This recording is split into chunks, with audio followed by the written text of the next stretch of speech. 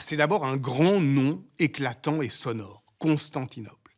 C'est un souvenir qui tombe, c'est un souvenir très ancien et avec toute la gloire politique, religieuse qui lui est associée.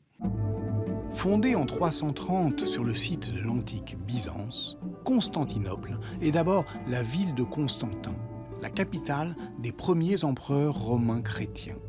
C'est la deuxième Rome, le phare du christianisme orthodoxe depuis plus de 1000 ans. Mais en avril 1453, les armées du sultan Mehmed II mettent le siège devant la ville et s'en emparent finalement le 29 mai 1453. Les historiens y voient l'acte de décès de ce qu'on appelle encore l'Empire byzantin et l'acte de naissance de ce qu'on appellera désormais l'Empire ottoman. Et ça va être ça, à partir de 1453, l'histoire qu'on nous raconte. C'est que la date du 29 mai 1453 fait rupture.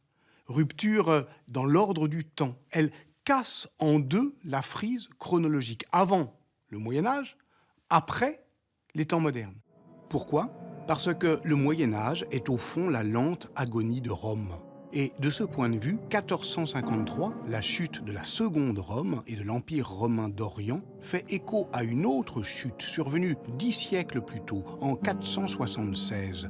C'est la chute de la première Rome, la capitale de l'Empire romain d'Occident.